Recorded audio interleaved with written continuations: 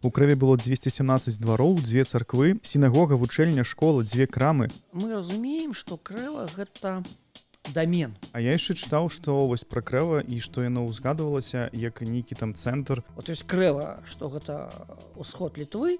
Такое ўражанне, што вы просто прыдумляеце гэтыя гісторыі, каб потым такія так і ў Парыжы нас ведаць, і там. Што тут рабілі, чым займаліся? А мы знайшлі недавно ў тым сезоне каласальны цяжкі могільнік. А калі казаць пра вось цалкам пра гэтае мястэчка? Мы знайшлі некалькі дзесяткаў насыпаў. Колькі тут было гэтых цэркваў, колькі было касцёлаў? Знаходзім камяні з выбітымі крыжамі. Трэба там наадварот круглы год капаць. Ну, мы разумеем, што сённяшні дзень уже не паўтарыць. Адкуль з'явілася такая наогул назва Крэва? Там такі падаход невідавочны.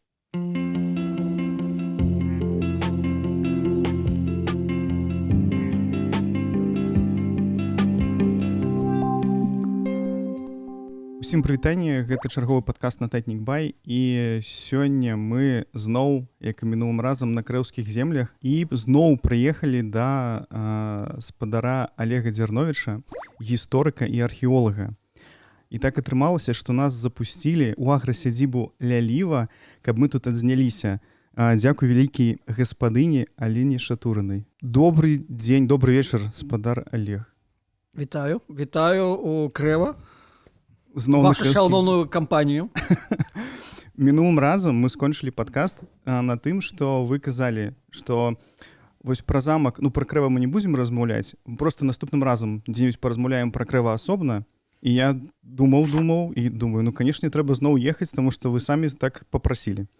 Вось, таму я зноў завітаў. Ну, не папрасіл, прапанаваў, трошачкі акцэнты розныя. Ну, ўсё роўна. І мы так, ну, мы скарысталіся такой добрай прапановай, таму я яшчэ раз тут. Да, вы тут поўныя адсачылі вас. Адсачылі самыя смаргоні, каб вас тут застаць. Я хацеў спытаць вось першае пытанне якраз. Вы прыехалі ад нас да замка, літаральна цяпер, і распавядзіце, што там за навіну па самім замку? Што там нешта цікавае яшчэ ёсць, нейкія знаходкі, ці нешта такое зноў сенсацыйнае, можа, новы замак адкапалі? Ну, ўсё праўда, я да вас прыйшоў з замка, толькі змяніўшы боты. Бруд стагоддзяў застаўся на тых ботах, я больш адносна чыстых зайшоў у шыкоўную кавярню. Па-другое, ваше пытанне пра навіны ў Крэўскім замку, Максим, абсолютно небеспечная, потому что это можно еще на один подкаст наладить сустрэчу. Так, мы маем на сёння феноменальную ситуацию. Ну, она так само звязана, скажем так, с бюджетным фінансаваннем, конец года.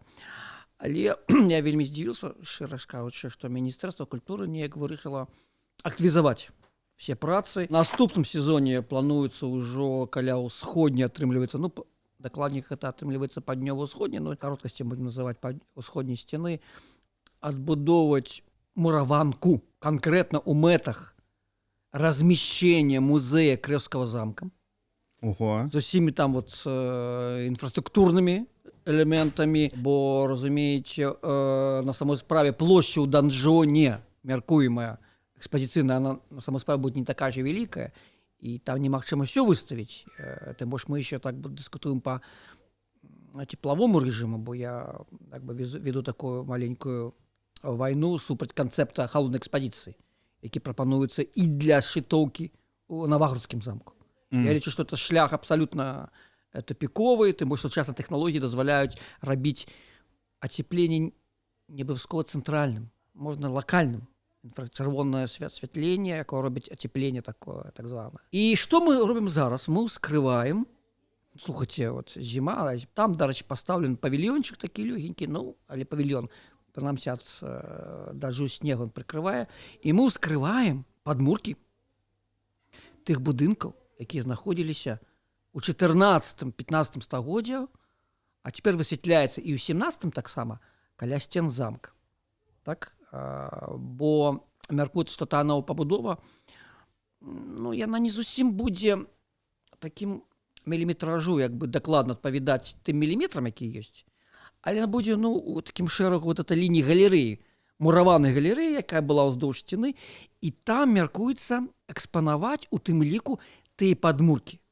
які мы ўскрываем, але ў любым падку як бы адступленне же будзе тое, як мы знойдзем. Вот мы ведаем, што 7800 780 метров адступала, значит, вот, і той будынак, які будзе аднаўляцца, ён, в прынцыпе, будзе такіх параметраў. Але мы там, ну, я мяркую, мы знайшлі ганчарную майстэрню, ёсць следы, там, пласт гліны і развал печкі з камер для опалу. Ну, это просто как бы такая штука, разумееце, вельмі рэдка. Кераміка ідзе вельмі цікава, розная. Ёсць кераміка чорнадымленая 17-го стагоддзя, так? Вот макотры. Столькі этих макацёраў, то бок мак быў как бы реальным дэсертам ці прадуктам хутчэй, так, вот у 17 стагоддзі. І там таксама цікава у нас ідзе еще кераміка явно, ну, с такими плечиками выразнымі 15, 14, 15, ну, 15 стагоддзя, то есть як бы два пласты. Вот, то бок мы ускрываем лінію мураванак, яка была пазначана на плане знакамітым, вот мы з вами размаўлялі за мінулы раз 38-го года, так, Абуховіча. Так. Вось мы ее зараз ускрываем. З тым, каб у наступным годзе рэстаўратары прыступілі, ну, не да рэканструкцыі ўсёй лініі, як то, дарэчы, у Медніках адбылося, яны аднавілі адзін будынак, такі вялікі. І вот менавіта музейны будынак плануецца аднавіць тут, і вот мы зараз гэтым і працуем. Плюс, ну, просто меня вот так бы без рэстаўрацыі присылают сюрпризы из министерства с сюрпризами. Плануются раскопки донжона. А я вам нагадаю, там еще лежит 4000 фресок, фрагментов. Но на гакисту там не лежит, потому что паводле немецких хроник после того, как задушили, его спалили. Так. Але он там, подобно, сидел. Ну и там еще был арсенал гарнизонный. Гарнизона Крымского замка. Это наступный год. Так что я боюсь, что, может быть, не има сенса выезжать. Праца как бы не скончается. Только вы будете периодично приезжать. Вот, так что можно сказать, что Крымский замок працягвае нам подносить сюрпризы.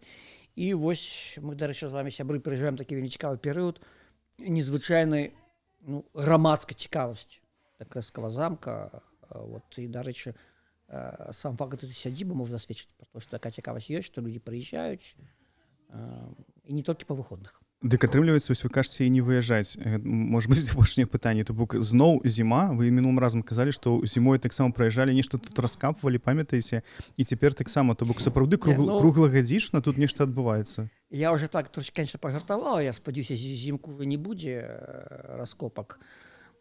Не зусім. Ну, теоретично можна проводити розкопки, от як було на Ніжнім замку Вільні. Ну, там треба ставити, розумієте, реальний павільйон, такий теплий, з затепленням. Ну, коли ми в минулому лютым, это еще там покуль еще сёлетний лютый, мы починали раскопки третьей вежи, ну да, нам так само поставили термопушку, там вот, генераторчик, там вот все это, энергия была. Мы так само, ну, не копали в ситуации, как не нас обогреть, а вот грунт согреть. Ну, конечно, треба позбегать подобных земляных зимовых прац. Кажу, ну, только такая технічна неабходнасць. Я думаў, вы зараз скажаце, што наадварот, трэба там наадварот круглы год капаць, каб шмат чаго паспець зрабіць, і зімой там цёпла, і летам ну, цёпла. Так вот, слухайте, а якая, вы думаете, у меня мотивация? Вот яны зараз вот ускрываюць іх эту частку. У нас был забеспечен нагляд. Ясно, что наш археологический нагляд перетек у раскопки, потому что, ну, это как бы реальная, да, ситуация. И просто разумеете, что коли там отбудують будинок, ну, все. То есть это уже как бы будет закрытая сторонка. То есть вот то, что мы зараз выберем и доследуем, больше никто вот на том месте мається на увазі уже не зможе. И тому мы такие все прикладаем намагання. И мне так само складно, потому что конец года не только метеорологічная умова, а, видите, есть же своя справаздачность. Мне там академичная, вот, и как бы мне приходится все совмещать, и это не завжди просто, ну, але как бы, ну, мы разумеем, что сённяшні дзень уже не паўтарыць. Ну, не, ну, гэта праўда, насамрэч, тады зразумела, чаму так. Я чытаў, што ёсць адна з такіх версій, што адкуль з'явілася такая наогул назва крэва. Ну, і вядома, што яна самая такая простая, таму што сугучная крэва — гэта крывічы. Вось. Але я так разумею, што яна не зусім праўдзівая, таму што іх тут ніколі не было. А ці ёсць нейкая згода сярод гісторыкаў, і вось вы, магчыма, у вас нейкая, можа, свая версія ёсць, што за такая назва пайшла адкуль? Сапраўды няма поўнага кансэнсуса па паходжанню назвы. Жучкевіч, такі тапаніміст, даволі вядомы, у 60-70-х годах, беларускі тапаніміст, якраз таксама эту версію абрунтоўваў, што, магчыма, звязана з каланізацыяй крывічоў на захад. Гэту версію, дарэчы, у свой час потым і Мікола Ярмаловіч таксама падхапіў, падтрымаў. Ну, а якая другая версія? Ёсць романтычная версія, якая фігуруе з 19 стагоддзя. Так, гэта павязана з Крэва-Крывейта. Гэта такім першасвятаром паганскім, літоўскім, разумееце. І гэта версія так з'явілася ў друку ў 19 стагоддзі. Яшчэ і гэта, ну, разумееце, перыяд такого романтызма, мясцовая, ну, маецца на ўвазе вільнскае адукаванае грамадства, як бы так шукала польскамоўнае, але оно шукала повязі вот з этими вот даўнімі балцкімі паганскімі часамі, і вот этот канцэпт Крэва-Крывейта узнік по-новаму. Вось, тым больш, што нямецкія хронікі апісвалі, як вот вялікі князёў адсюль і Кізута, і Альгерда, і вот іх забіралі, там на свінтарогі спалівалі. Это уже беларуска-літоўскіх хроніках пра гэта пішуць. Зараз, дарэчы, літоўскія даследчыкі ставяць пад сумнеў, кажуць, што это міфічная такая сторонка про свінтарок святилища. Ну, але ў выпадку она была прапісана еще ў 16 стагоддзі. Разумееце, так што тут, калі это мітычнасць, так это, прынамсі, мітычнасць, ну, 16 стагоддзя. Вось. І, ну, пытанне, на якой падставе Крэва мелася быць рэзідэнцыяй гэтага Крэва-Крывейта. Таксама нічого зразумела. Так што на самой справе пытанне не зняты. Ну, мы маем тапонім, гідронім, даруйце, удакладнім, рачулка, крыўлянка. Звычайная мадэль паходжання назваў паселішча ідзе ад ракі. Самая пашыраная у нас мадэль. Тут як бы ёсць такая сувязь крыўлянка і Крэва. Ці фігуруюць тут крывічы? Слухайте, это вялікае пытанне, таму што то, што гэта Бацк, ну, старажытная Літва, это як бы без пытання, ну, не выклікае сумневаў. Так. Ну, прынамсі, можна пэўна сказаць, што Крэва не было тэрыторыі, я ўжо скажу, не крывічскай, а не было тэрыторыі полскай землі, полскага княства. Як бы так, суверэнітэт полскага княства тут не распаўсюджваўся. Быццам бы ёсць такія звесткі і меркаванні сярод даследчыкаў, што недалёкі замак, ну, драўляны, зразумела, Лоск. Колькі там, я не ведаю, кілометраў 15 адсюль, здаецца, літаральна ад Крэва. Маўляў, гэта можа быць апошнім заходнім фарпостам полскай землі. Цікава, дарэчы. Прычым, разумееце, тут акцэнт не столькі крывічоў, колькі полскай землі, разумееце? Так. Крывічы, яны ж таксама ўжо потым, ну, слухайте, в 13 стагоддзі, 12 уже не прыгадваецца крывічы. Это полская земля. Вот, як бы тыя крывічы далі вот пачатак такому дзяржаўнаму этнасу, як палачане, скажем так. Ну, субэтнасу, так карэктней, скажем так. Не будем так уже максімальна называць. Вось. І калі гэта так, то як бы, ну, такая ёсць, быццам бы ў нашым галаве утвараецца лагічная схема. Вот ёсць усходняе памежжа Літвы. Ну, Літвы, конечно, разумела, в гістарычным сэнсе, і той, што называў Хмянскі Літуанія пропрыя, па-польску это Літва ўласціва, Ярмаловіч назваў это Літва летапісная. Ну, правда, он локалізаваў ее такім чынам, што, ну, ніхто з даследчыкаў гэту локалізацыю як бы не прымае, Ярмаловіч, але сама назва как бы так, така, назва. Да, яна існуе, яна прыжылася, Літва летапісная. І вось мы мяркуем, што у тая тэрыторыя, дзе мы з вами зараз знаходзімся, это вот ёсць якраз частка нейкага утварэння, ну, давайте умоўна назовем княства. Вот на самом усходзе вот этой гістарычнай старажытнай Літвы.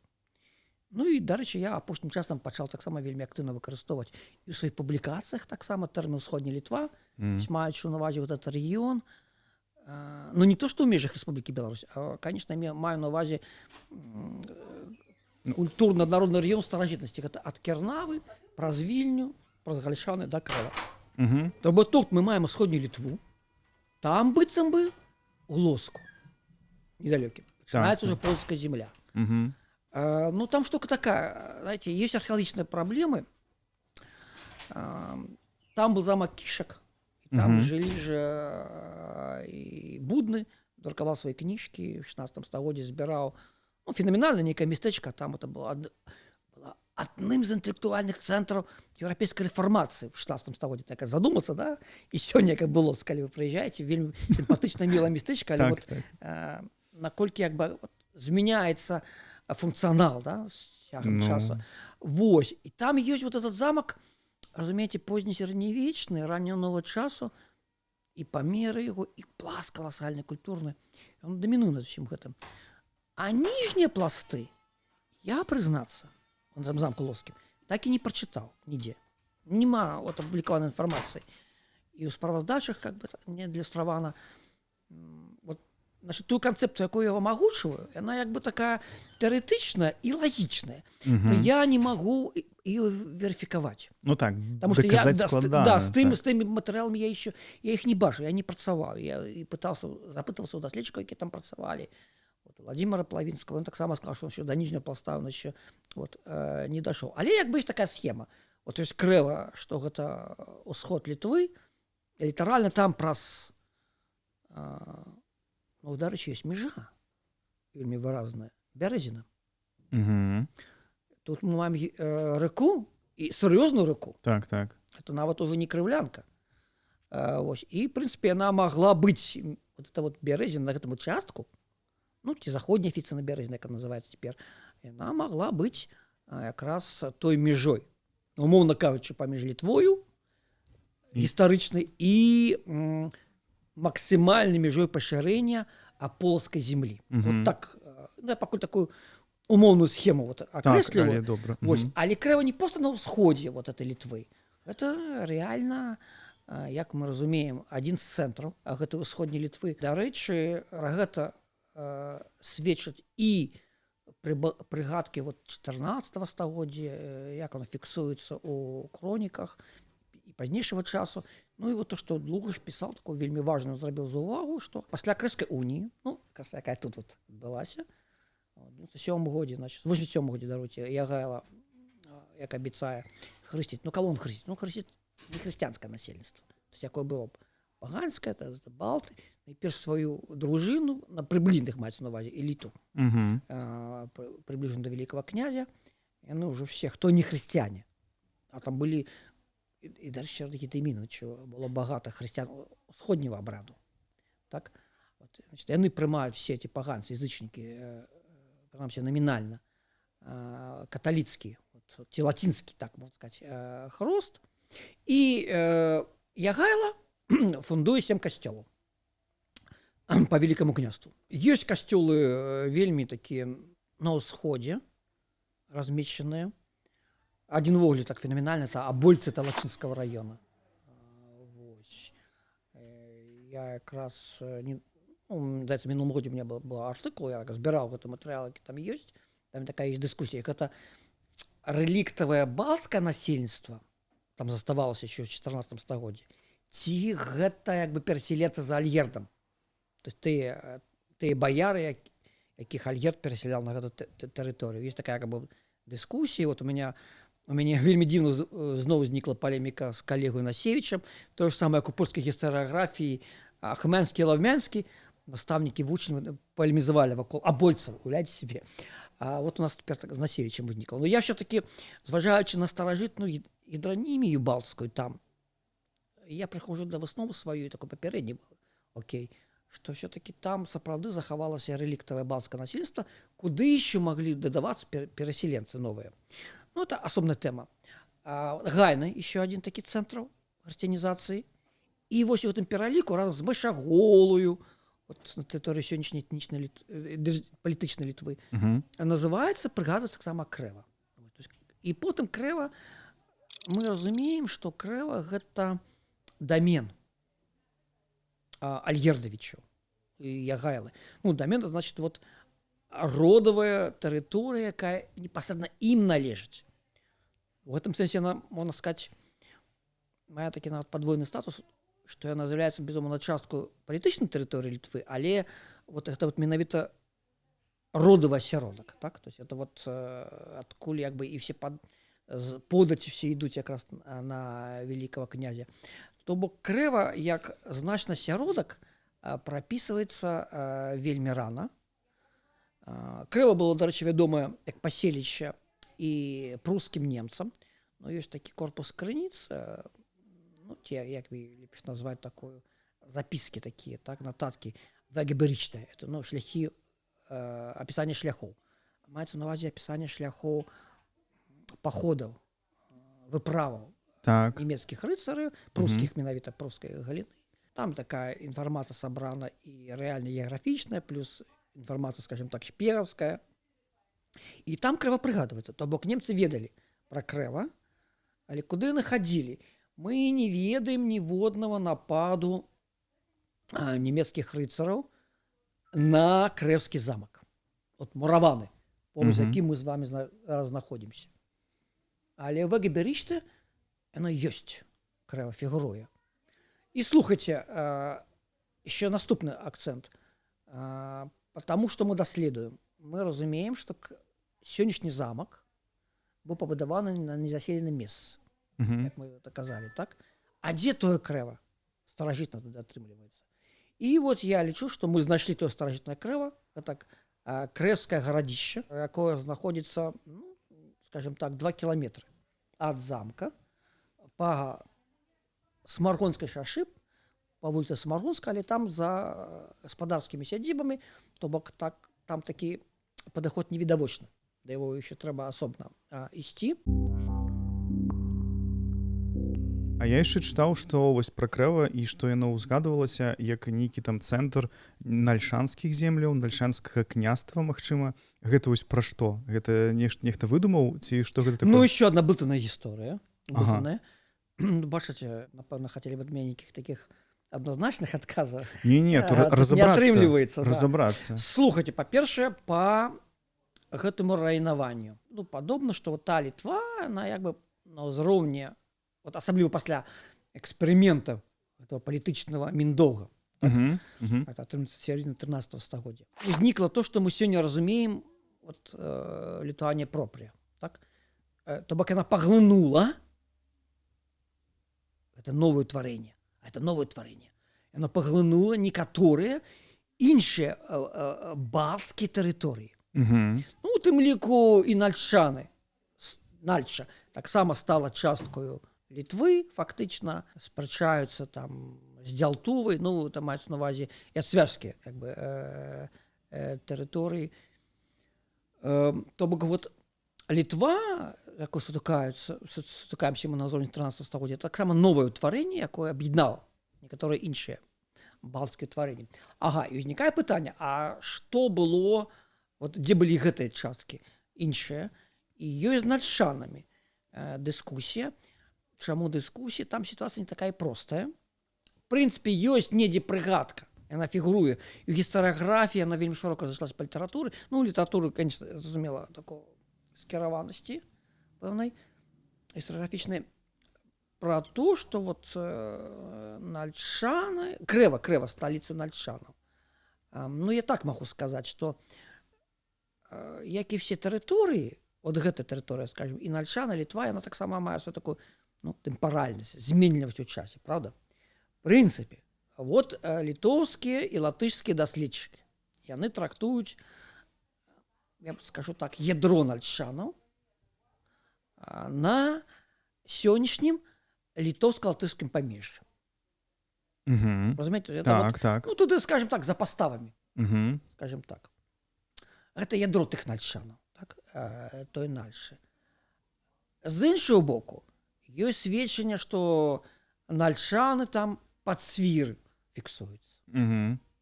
Куды бліжэй добра на сюды. ўсход. Так.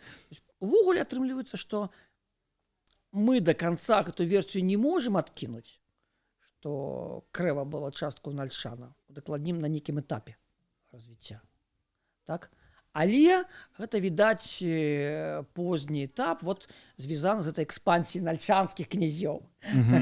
Того ж Даўмонта. Ну, рэшце-рэшт, он же з міндоўгамі не знайшоў паразумення. Там, конечно, оформлялось все по такую семейную, патрыманіальную лінію, канфлікт. Але ясна, што канфлікт был палітычны, які вот знаходзіў сваё ўвасабленне, у тым ліку і міжасабовых сямейных адносінах.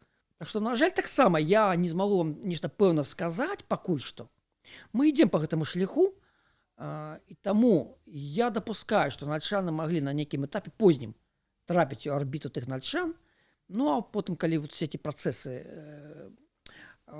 утварэння Літвы, стабілізацыі, вот так можна скажем, стабілізацыя гэтай прасторы палітычна-геаграфічна-культурнай адбываюцца, а гэта якраз вот, ну, реально 13-е, самый пачатак 14-го стагоддзя. Тады, конечно, Крэва ўжо такім успрымаецца як арганічная частка той вот Літвы, тым больш, што гэта, прынамсі, ад Альгерда, это ўжо домен Альгердавічаў.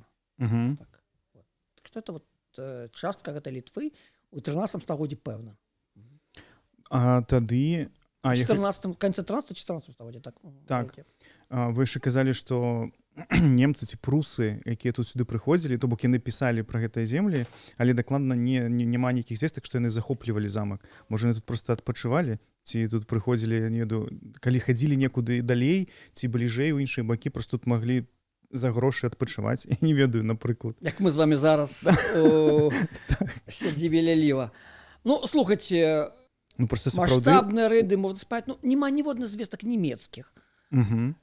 Причем, да, это по-своему дивная ситуация. Глядите, литерально тут, я не ведаю, сколько километров, 40 до Медников. Вот еще в 19 стагоддзі записали паданне, что Крэва и Медники будовали два протыволоты, перекидывались кельмичками, мастерками. Я вам поведал эту историю. Так, можно будет послушать. Что мы нашли эту кельму. Как бы так, вот на уровне фольклоризации это замки повязанные. Бедника докладно под Бедником была облога. Причем там нават орден наладил рыцарский турнир. Разумеете? То есть, замок взят у облогу. О, так, так. Отбывается под стенами замка рыцарский турнир. Это такая, ну, демонстрация. Манифестация, типа, вот, мовлял, глядите, барбары, вот, с чем вы маете справу. То есть, вот, мы взяли облогу, а еще ладим рыцарские турниры. И, видишь, добра ведомая история, кольки ходили на Городню. Ливонские, так званые немцы, ходили на Полоцк. Слухайте, там на Каменец брали облогу. До Наварта добирались.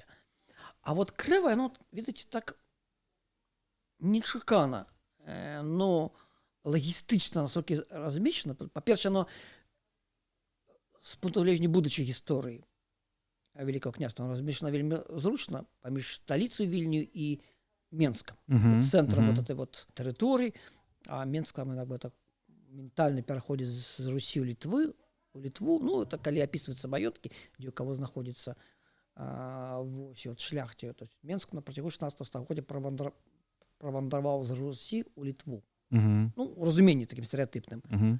Вось. А і паміж імі Крэва. Это вельмі важны такі цэнтр высвятляецца. Вось. І то бок ён недалёка ад этих вельмі важных цэнтраў. Но з іншага боку, неяк так лагістычна размешчаны, што мы сапраўды не ведаем ніводнага нямецкага нападу на Крэўскі, я маю на ўвазе вот мураваны замак. В той час, як все іншыя фортыфікацыйныя аб'екты, я там уже про Вільню не кажу, там про Трокі, так, ну, весь час подпадали под немецкие напады. Ну, не обов'язково это были массированные такие, потому что, звичайно, там шло пару десятков рыцарей, ну, и за ними был свои отделы, свои войска. Ну, такие рейды не были вельмі шматколькаснымі. Ну, они вот отбывались, и что важно сказать, война тогда отбывалась, а может и зараз отбывается, с акцентом таким, что треба подорвать ресурсы противника. Да? И вот, ну да, то, что мы можем прочитать у самих немцев, Мгм. что вот, да, это был вельми жесткий стиль ведения войны. То есть знищалось и насельніцтва, і маёмасць. Ага, Ну, насельніцтва так. часам, ведаеце, вартавалася, тому што оно збегало ў лесы, калі мела такую магчымасць. Вот такая тактика выпаленной земли вот тады и практиковалась. Это, может, была как бы концепция, которая фигурировала в немецком ордене Божьего покарания язычникам, поганцам. Яны як бы это вельмі актыўна выкарыстоўвалі. Так вось, непаводна пісьмовай крыніцы у нас невядомы напад на Крэўскі замак, мураваны.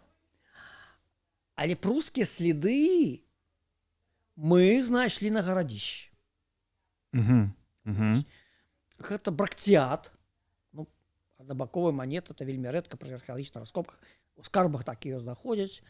Бракціат прускіх земель, вот якраз межа 13-14 стагоддзя. Ну і здаецца, ёсць вот там таксама адзін з балтоў арбалетных, ну, может быть, што нямецкія, так? Вось, нямецкіх рыцараў. То бок гарадзішча якраз было вядома немцам.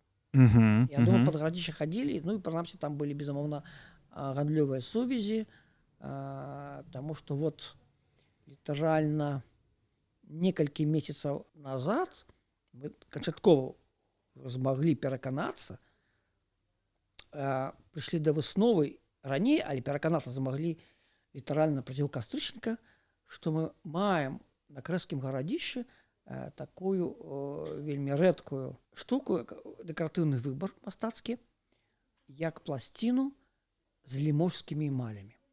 Мгм. Это волі. Ну, это рэдкасць. Прычым Знаете, рэдкасць не толькі ў нас, гэта рэдкасць Ну, агулам. ну, тут добра, тут такі акцэнт трэба сказаць. Просто я нават памятаю, як знайшлі вот эту мы пласціну на Крэўскім гарадзішчы. Ну, невялікая такая медная пласцінка. Выдатна на эмалі захаваліся. І там такія цвічкі ёсць. І было меркаванне спачатку, консультаваўся з калегамі, што гэта упрыгожанне конскай выпражы. Мгм. Причем такого богатого дружинника на князскім узроўні. Ну, дарэчы. Потым адзін калега, ну, Андрей Шулаев, пабачыў падобную пласціну ў Эрмітажы, а я, ну, уже да, скажу, раз такое уже пошла гаворка, я гэта кастрычніку працаваў у Францыі. Я працаваў у фондах музея Клюні, это музей средневечного мастацтва. Я был у Лувры, но это было для крадежов. Не подумайте, что я имел до этого дочинения. Я все гэтыя рэчы, ну, не то, что в руках трэба, поглядел. Конечно, мне таких музейных рэчей не дали, але поглядел таким з музейным даследаваннем. Так. І так мы можем сцвярджаць, што та пласцінка з эмалямі, якую мы маем на Крэўскім гарадзішчы, гэта пласціна ліможскай эмалі пачатку 13 стагоддзя. А что это такое? Глядите, значит, у Ліможы там адбылася такая вельмі цікавая узнікла мастацкая школа, адносна дэмакратычная, таму што яны выкарыстоўвалі не рэдкія дарагія металы, срэбранае першае золата, яны выкарыстоўвалі медзь. Ну, дарэчы, цяпер вядома, што медзь была з паўночнай Іспаніі. Там не было вот у Францыі такой медзі. Гэта эмаль перагародчатая. Разумееце? То есть такая тэхніка. Ёсць больш тонкая тэхніка візантыйская, выемчатая. Это вот тая тэхніка, якая была на Русі. Ну, кіевскія майстры, вот то, што прывезлі візантыйскія майстры. Это вельмі дарагія штукі. А гэта больш масавая перагародчатая эмаль, ну, робяць такія перагародачкі, якія заліваюцца, скажем так, шклом. А шкло павінна мець розныя дадаткі, каб колер трымаць. І вот наша ніжняя, наша пласцінка, это ніжняя частка абкладкі на кнігу. На кнігу. На кнігу. Ну, а які могуць быць кнігі ў сярэднявеччы? Ну, это Евангелие, хочется все. Гэта круцыфікс, укрыжаванне. І там ёсць такі вельмі моцны сімвалізм. Унізе паказана земля такими горами. А, И, отповедно, так, небесы. Так. И вот у нас пластинка земли. У музея Клюні у Парижі висить схема. Он вельмі ганараць этой традыцыі, а па пашырэнню ліморскіх эмалю был адзін з эдыктаў папы, які дазволіў кожны другі прадмет для камуні, для прычасця у каталіцкіх касцёлах, царквах мець ліморскі. Вось, это паспрыяла вельмі такому пашырэнню. А потым, дарэчы, ліморская эмаль занепала падчас стагодовай вайны. Англічане 2 разы бралі этот замак, ну, горад, не замак, горад, і ўжо ў 16 стагоддзі ліморская эмаль аднавілася як уже маляваная. Это зусім іншая як бы традыцыя. А та сярэднявечная знікла ўжо у канцы 14-го, пачатку 15-го стагоддзя. Ось, мы маем рэдкі выпадак ліморскай эмалі пачатку 13-го стагоддзя. У музеі Клюні вісіць мапа, такі план Еўропы. Паказана, па-першае, дзе былі знойдзены ты ці іншыя прадметы сярэднявечнымі ліморскімі эмалямі. Ну, там, ясна, там Нямецчына, Францыя, Англія, да, это вельмі багата все, там вышыня. Ва ўсходняй Еўропе, такім шырокім разуменні, ёсць толькі 2 кропкі.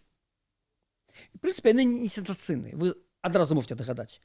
Кіев і Новгород. Ну, багатыя гандлёвыя гарады, но Новгород, Кіев, таксама такі вельмі адметны на той час еще да монголаў цэнтр, монгольскага нападу, я маю на ўвазе. Вось. Так што па выніках гэтага года, вы ж мне пытаеце, што новага, вот вам новага. Это еще не публиковано, правда, нигде. Это у вас першая будет публикация, аудиопубликация. По выніках мы на эту мапу, вот давайте збираться ехать в Париж, идем в музей Клюні, и ставим еще одну кропку Крэва. Уявляйте себе, наколькі... Ось, это вельмі дзіўная гісторыя, потому что я вам сказал, да, это не срэбная пластина, она больше такая доступная, но тым не менш, это выраб захада Франции, и он приезжает до нас, и у нас что? У нас друготнае выкарыстанне. Ну, вот таксама загадка, потому что гэта адпілаваная ніжняя пластина, не все ясно со этими свечками, там что свечки могли быть и от старожитного обкладу, понимаете? Так. А может быть, она уже новая. Но мы еще будем заниматься, мне пообещали физики, что да помогут поравнять. У меня есть спектральный, да, у меня есть спектральный анализ самой пластины, а вот свечки я еще, признаться, не зробил еще. Но это там больше тонкая как бы методика. Вось. І, дарэчы, гэта ставіць па-новаму пытанне пра значнасць старажытнага Крэва. Вот гэтага еще гарадзішча на этой культурнай мапе нашага краю, нашай краіны. Потому что это все-таки вельмі рэдкі прадмет. І ён, паўтаруся, друготнага выкарыстання. А чаму? Ці это такія вот барбары, такие наши продки, что не ведали, что здесь поступать. Потому что там розныя маглі быць версіі. То, что эта пластина трапила до нас, ну, это, в принципе, могло быть шляхом пілігрымаў. Таксама такие купцы, ці пілігрымы, дальше той же Пруссии. Якраз. У них могли быть вырабы з ліморскай эмалі, вот яны маглі прынесці гэта на наши землі. Тэарэтычна, то, што я так гляжу, гэта пластинка могла выкарыстоўвацца, напрыклад, для перанаснога алтара. То есть таксама вынікаў атрымаецца хрысціянская гісторыя. Але зноў паўтаруся, што вельмі дзіўна, што мы маем абсолютно аналаги, ну, разумеем, откуда это взято. То есть вот некалькі таких пластин вырабілі для кніжных абкладаў. Одна з іх у Эрмітажы у Санкт-Петербурге, потому что была куплена в конце 19 стагоддзя коллекция у Франции, вот одного российского подданного, конкретно Александр III ее цікавился, вот он загадал ее набыть, и тому я навез у Эрмитаже. И подобные аналоги я бачу у Клюні. У Лувры там трошечки уже адрозніваюцца, ну, але вот у гэтай лінії все. Это, конечно, нечаканы для нас выпадок. Так, а вы им сказали? У Клюні, да, Так. у музеі Клюні, яны як бы так вельмі здзівіліся. Яны вельмі ганарацца ліморскімі марамі, конечно, для них это... Ну, это было в супрацоўніцтве. У меня ўвогуле тады, дарэчы, у меня был семінар, стажировка по реставрации. Я ездил как бы представник живы Крэўскага замка. Один абсолютно фантастычны проект. Гиделён. Это замок, які у Бургундии аднаўляецца з выкарыстаннем сярэднявечных тэхналогій і сярэднявечных матэрыялаў. Такая как бы кампанія, купа такая, кола таких французов, маньяков абсолютных гэтай справе, вот этим занимается уже 17 год. Ну так, И там мне ж было столькі цікаво часу трэба. паглядзець, да, як это удалося. І заадно у меня была унікальная магчымасць працаваць у гэтых фондах. І, конечно, яны вельмі здзівіліся. Ну, з майго боку патрэбна, ведаеце, публікацыя, скончыць все аналізы і апублікаваць, і тады ўжо можна вот заявляць. Бо я ж вазіў з сабой фота. Я ж не вез з сабой экспанат, ну, разумееце. так. Вось. Ну, я да чаго, што вот і ў Парыжы вас Крэва не адпускае, калі вы трапляеце туды. Такое ўражанне, што вы просто прыдумляеце гэтыя гісторыі, каб потым такія, так, і ў Парыжы нас ведаюць, і там. Але давайце паспрабуем яшчэ раз звязаць. Глядзіце, гэтую пласціну знайшлі на гарадзішчы. Правильно? Пачатак 13 стагоддзя. Там нават ёсць дата до 1209 года. Яна была выраблена. А калі казаць пра гарадзішча, там же таксама трэба ведаць, у якім слоі, якога стагоддзя яна была знойдзена. Да, конечно. Вот тут все супала. Как раз по стратиграфиях это был пласт между 12 и 13 стагоддзя. Рэч, ну, что там есть два пожары на гарадзішчы. Самы ранні. Я як раз думаю, что... Ну, никому не распавядайце. Я як раз думаю, что гэта звязана як раз со славянской колонизацией этой территории. Только ведаеце, что это был, конечно, не завоёў. Это была колонизация гаспадарчая. И я думаю, что вот эти вот, ну, як их называют, литовские нобели, литовские князі, в принципе, яны, ну, были зацікавлены, каб у них находилось стало вот это вот гандлёва-ремесленное насельніцтва, якое якраз, ну, вот, может быть, эти крывічі представляли, я и не ведаю на той период. Цьмяная история, тому что мы маем пожар один конца 10-го, початку 11-го стагоддзя, нижний пожар. Из его как бы пачынаецца новая гісторыя Крэўскага гарадзішча. Бо само гарадзішча, хутчэй за все, гэта гарадзішча прадстаўнікоў культуры штрахавой керамікі. Ну, это такое усходнебалскае насельніцтва. Калі зусім так просто, я как бы прытрымлюсь канцэпцыі такой, што калі на штрахавікоў накладаюцца пераселенцы заходнебалскія, прусы і ацвягі, а мы знайшлі недавно в этом сезоне колоссальный ацвяжскі могільнік каля Крэва з каменапагем. Ну, так сам пакуль еще нікому не скажем. Нікому не говорим. Так. Утвараецца Літва. Ну, утвараецца культура усходнелітоўскіх курганоў. Археалагічная. Это, в принципе, ёсць база той Літвы, культурна-палітычная, якую мы ведаем. В принципе, так? Вось. Але вот этот злом 10-11 стагоддзя, он вельмі важны, тому что мы ведаем по русских летописах, что русские князі, старажытна-рускія, а менавіта старажытна-рускія, тому что гэта было чамусьці тэрыторыя зацікаўлення Киева. Нішто сабе. Не Полацка, а так. Киевские князі. Так. Ну, яны, в принципе, яны хадзілі на панімоне. І калі вы потым прыгадаеце гісторыю ўзнікнення Великого княства Літоўскага, то першых пару дзесяцігоддзяў гэта суцэльная гісторыя войнаў Літвы, як новай дзяржавы, з Галіцка-Валынскай Русі. Разумееце, тымі тэрыторыямі. Потому что Киев, а пасля Галіцка-Валынскае княства яны прэтэндавалі якраз на панімоне. І вось сюды хадзілі рускія князі. Разумееце? Причем не Полоцкий, вот я про что. Так, чем так. как бы дивно, да, историю. Ну, Полоцкий, он больше был, видите что, и он был больше по Двине затекально. Вот по Двине, это был как бы его регион. Ну и то, потом бездарно все провалили. Ну, смотрите, что когда пришли немецкие поселенцы, они выкостили такие больше эфектыўныя жорсткія мадэлі каланізацыі, якія ну ніяк не ішлі параўнанні з полскамі. Полск нават і хлеў не змог хрысціць.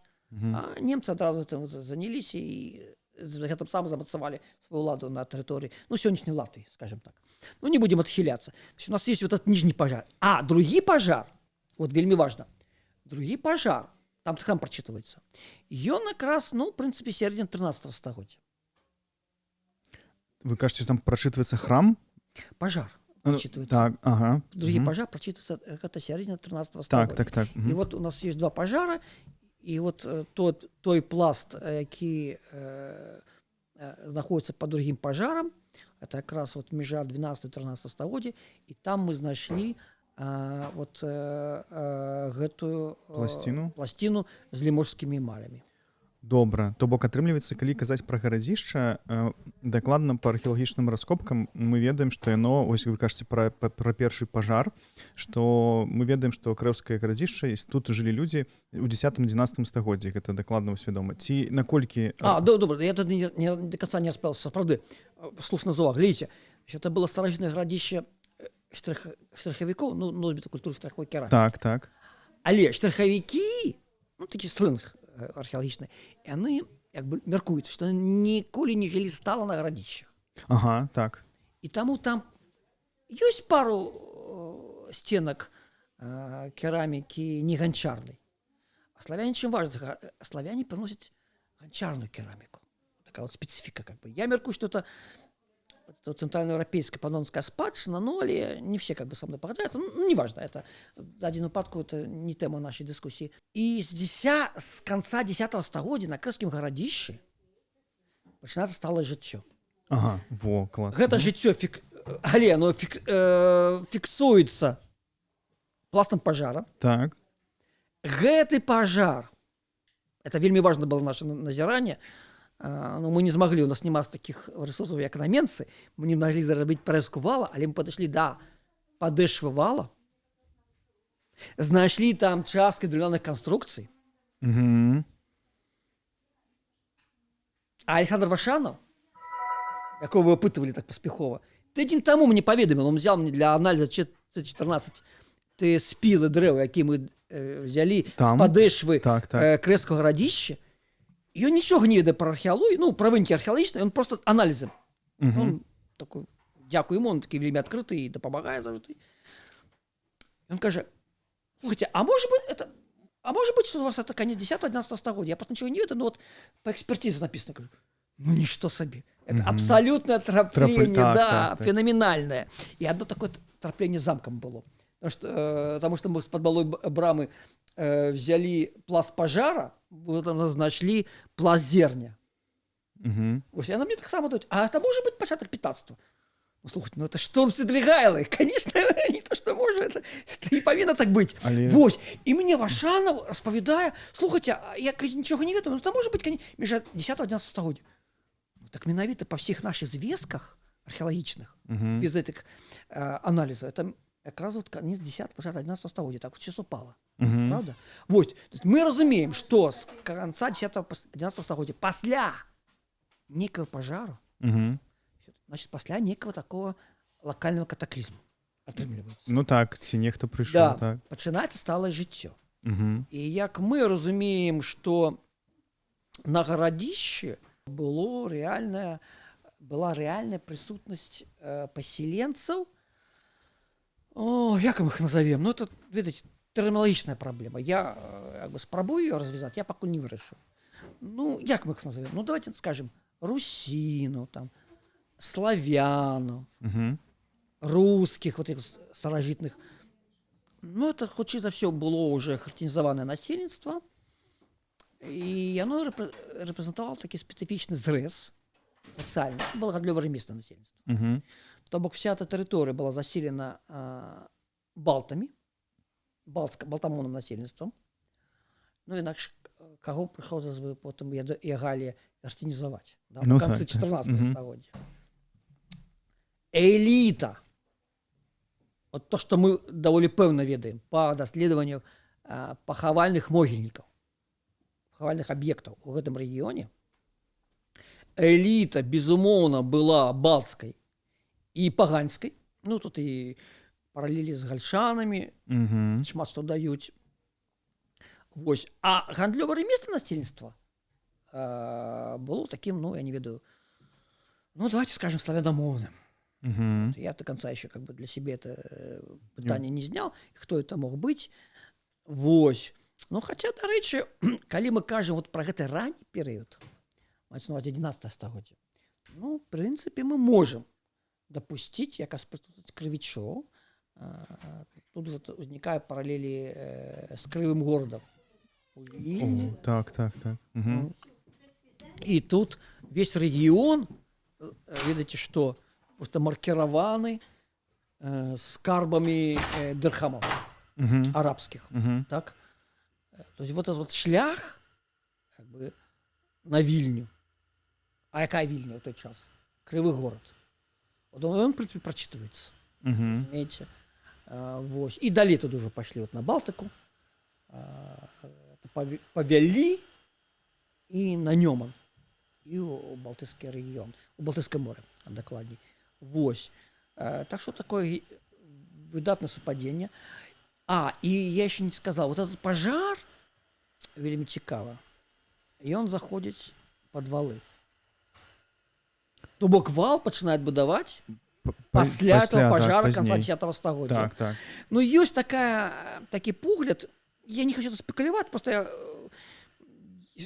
однозначно сцвярджаю свое меркаванне, ну, я просто агучу эту версию. В принципе, меркуецца, что валы активно начинают на старых городищах как раз насыпать вот эти славянские поселенцы. Ну, зноў-таки, я тлумачу, это вот, умоўно кажучы, панонскай цэнтральнаеўрапейскай спадчынай славянаў, якія папярэдніх паселенцаў, якія вот назву Дунай приносят на наш регион. Ну, пытание славянского этногиду настолько дискуссийное и складанное, что я не готов зараз это уладить. Тем больше, что один только скажу свое оправдание, что на самой справе вот, мне часом, особливо у прессе, а часом и в науковых выданнях трапляется, что вот проблематика этногенеза, в тым ліку славянского, разглядаецца як вельмі акрэслены адназначны працэс, а на самой справе ён меў стадыяльнасць, тэмпаральнасць, розныя перыяды, так? У один час і Палессе наше магло нешта заявіць, так? Но я так разумею, што ўжо больш позні перыяд. То бок, вот, па маёму меркаванню, ну, як спецыяліст, які займаецца крэва і гісторыяй рэгіёна, я так разумею, што недзе з конца 10 стагоддзя тут з'яўляюцца славянскія паселенцы, якія, безумоўна, былі выгодныя мясцовай эліце балцкай, бо яны забяспечвалі, у тым ліку, і ремесленную сферу, і гандлёвыя шляхі. Вось. Але, конечно, тэрыторыя збольшага была, ну, скажем, балцкай. Мы ведаем, што, магчыма, я зараз памылюся, але вы паправіце, замак, мы вядомы, што ён пачаў будавацца ці збудаваўся ў другой палове 13 стагоддзя. Правильно? Не, мураваны замак. Так. Я не падтрымліваю этой версіі, я лічу, што пачатак 14 стагоддзя. Пачатак 14-го. Так, ладно. Ёсць, сапраўды, меркаванне пісалі, што ў канцы 13 стагоддзя мог быць, но я просто не уяўляю себе, хто мог у канцы 13 стагоддзя вот такі праект згенераваць. Хаця літоўскія даследчыкі сцвярджаюць, частка, прынамсі, іх, што вот пад Валдовай румай, вот у палацы вялікіх князёў, у палацы валдароў, там у них ёсць вот, круглая вежа замка конца 13 стагоддзя. Я гляджу на гэта скептычна. То бок, атрымліваецца, просто была пабудаваная вежа, умоўная камянецкая, і яна стаяла. Потым з гэтага ўжо на пачатку 14 стагоддзя дабудавалі замак. Ну, вежа замкам, то есть как бы данжон атрымліваецца. Ну так, потым яна становіцца данжонам. Ну, слухайце, цікава. Так, добра. Але... Это спрычная такая концепция. Ну, але аномалуецца, што яны захавалі все эти вот руіны, яны экспануюцца, археалагічныя руіны вот у гэтым музеі. А пытанне я хацеў задаць такое, то бок, атрымліваецца, мы ведаем, што вось вы распавялі, што хто тут жыў, а ці нешта вядома наогул з нейкіх крыніц, магчыма, што тут рабілі, чым займаліся, і, магчыма, вы нешта адкапалі яшчэ цікавага, акрамя, што тут былі вось гэтыя пажары? Ну, на самом нижнем узроўні, трошки выше уже пожар, скажем, мы знайшлі след ад пабудовы, Мгм. то вот драўляная, там такая котліща, ачаг, печка, Мгм. я развал. Там вельмі цікава, я так разумею, што мы знайшлі сліды будаўнічай ахвяры. То есть, разумееце, вот камені, Так, а пад так. каменямі разбітая кераміка, гаршочак і косткі птушыныя. То есть это як бы, ну, птушыны, не чалавечыя. Мгм. Ну, будаўнічая ахвяра, ну, потым она трансфармавалася такі жест, што манету падкладаюць пад кут, правда? Так, Такое так, ёсць. так. І вот, І цяпер нават. я думаю, што мы знайшлі так, і цяпер так. Я думаю, што мы знайшлі след вот этой вот старажытнай будаўнічай ахвяры. Это вот якраз, ну, скажем так, пачатак 19 стагоддзя ўжо. І вельмі явна, вельмі выразна мы знайшлі сліды рамеснай вытворчасці. Мгм. Чаму я кажу, што это гандлёва-рамеснае, а не толькі гандлёвае насельніцтва. Мы знайшлі матрыцу крыні, ну, такой подвескі. Гэта матрыца. То есть это вот на базе якого адбываўся выраб Мгм. ювелірны. Мгм. Мгм. Она такая фігурная, і яна абкладалася тонкімі пласцінамі срэбра, так? Яны гнуліся пад рэльеф гэтай матрыцы, потым здымаліся і запаиваліся. І вот старажытныя жанчыны насілі цэлы такі каралі з такіх вот подвесак. Ну, еще свой час рыбаку как бы анализовал, бачыў вот этот вот след паганскіх, язычніцкіх вераванняў вот Мгм. о гэтым упрыгожанні жаночым. А у нас есть матрыца. Матрыца это даволі рэдка. То есть мы адназначна можем смело сцвярджаць, што Выраблялі тут. находзілася на Крэўскім гарадзішчы, знаходзілася ювелірная майстэрня. Мгм. Так? Мгм. Это есть. По-другое, мы знайшлі вельмі выразныя сліды кастарэзнай майстэрні. Мгм. У нас так атрымалася, это вот у паўднёвай часткі раскопаў, ішлі косткі, прычым маса костак. І мы іх, ну так, фіксавалі, адкладалі, думаю, боже мой, што з цымі косткамі рабіць? Ну, ясна, што трэба правесці асціялагічны аналіз. А потым, слухайце, потым пашла канцэнтрацыя, то есть пашла забрукоўка і канцэнтрацыя костак. І на нейкіх костках мы пабачылі сліды інструментаў. Мгм. Мгм. Вось. І потым я уже кансультаваўся з калегамі, якія якраз займаюцца вот, асціалогіяй і кастарэзнай майстэрняй. Ну, разумееце, тут это вельмі такія спецыялізаваныя галіны. Ну так, это. І я як бы як спецыяліст я не магу ўсё. Это вот Дык на адным зразумела. узроўні валодаць усім, але я як бы вот чым моя як бы важнасць, моя кампетэнцыя, што я ведаю, ну, методыка, як мы захоўваем, фіксуем і да каго трэба звяртацца. Так, так. Вот. І, в прынцыпе, я кансультаваўся з калежанкай, якая якраз вот з гістарычнага факультэта БДУ, яна сказала, да, адназначна, это сліды апрацоўкі. Ну, такой, ведаеце, вельмі папярэдні. То бок, гэта нарыхтоўкі. Так. А потым мы еще знайшлі некалькі вырабаў касцяных і у тым ліку накладку на калчан стрэл. Ну, фрагмент, конечно. Так, так. Такая вельмі дэкаратыўная, фігурная. И хочу вам сказать еще по хрониках, якраз славяне володали вот этим майстэрствам лукаў.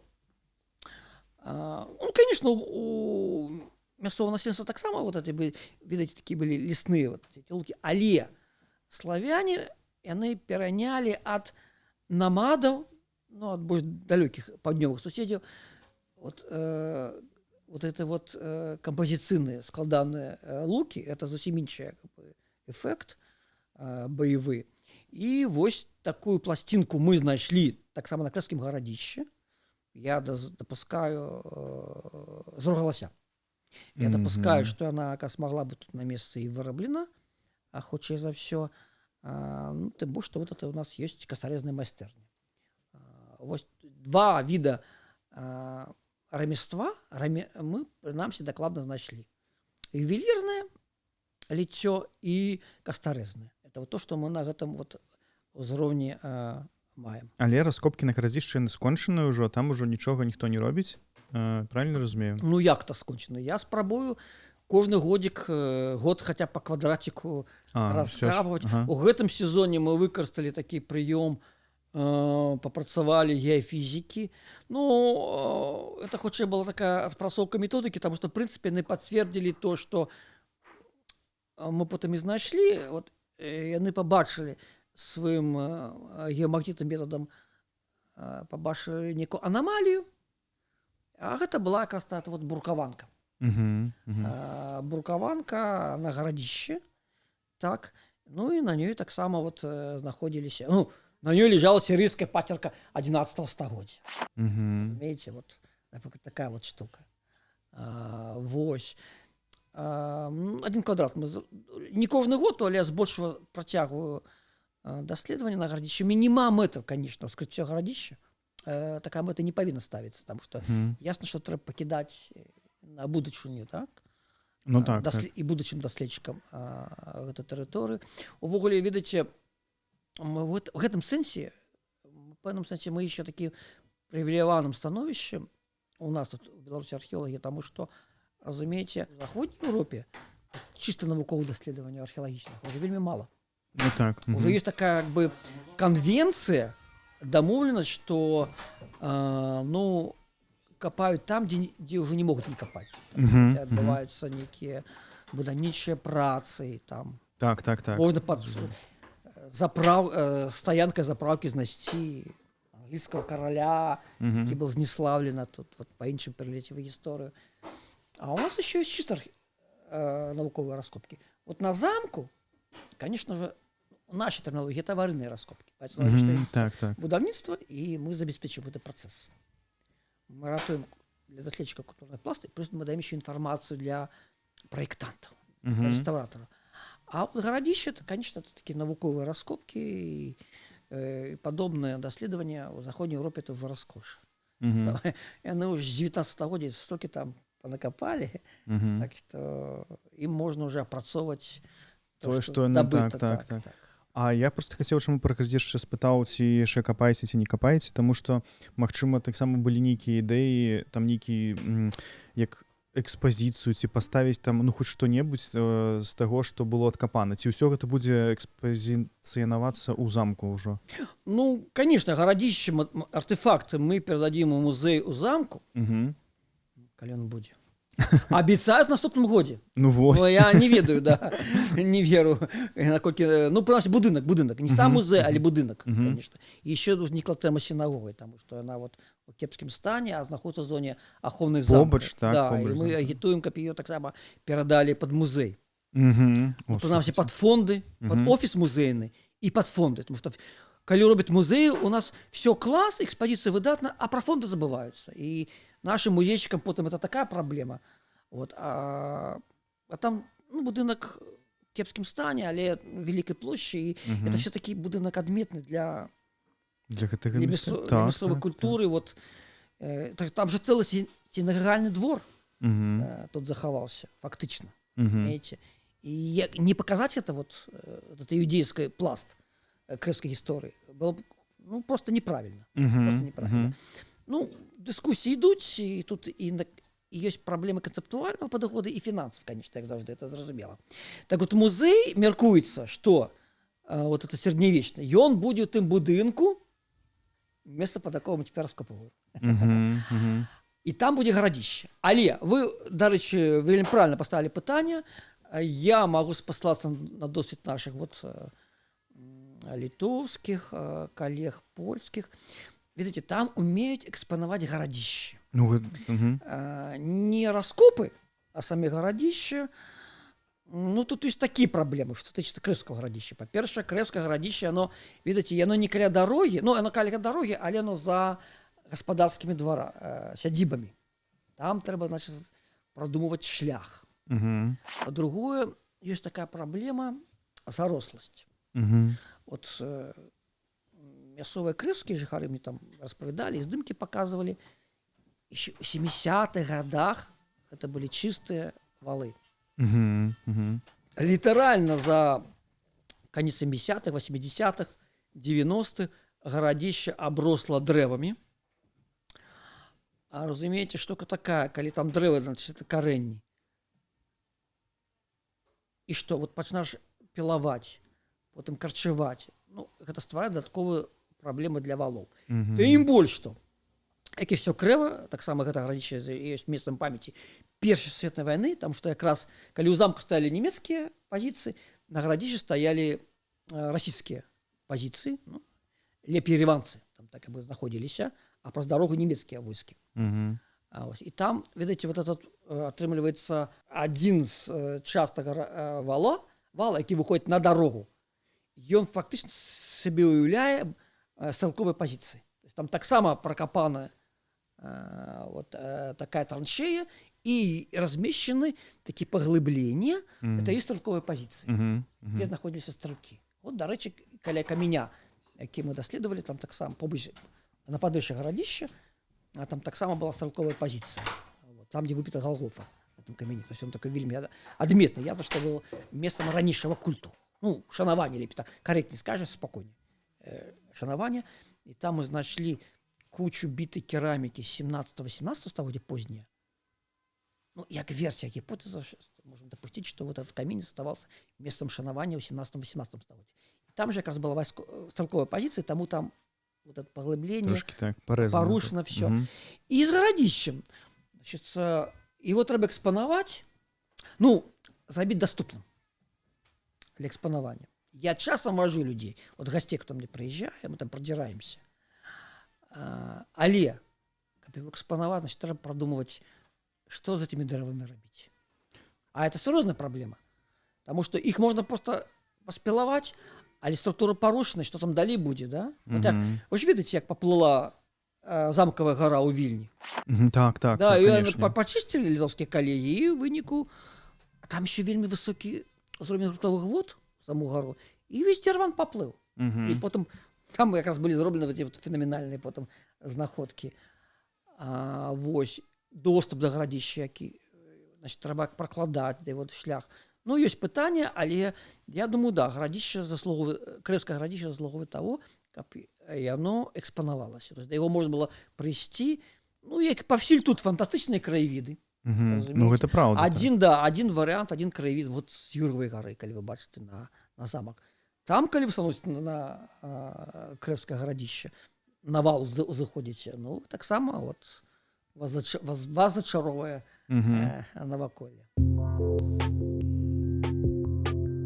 Про рэлігію, што тут жа жылі паганцы, у тым ліку там язычнікі, атрымліваецца, а ці знаходзілі тут нейкае месца. Я ведаю, што вы таксама тут раскапвалі так званую Юр'еву гару, і што была магчымасць адшукаць ці даказаць, што гэта было месца, дзе стаяла капішча і дзе прыходзілі паганцы.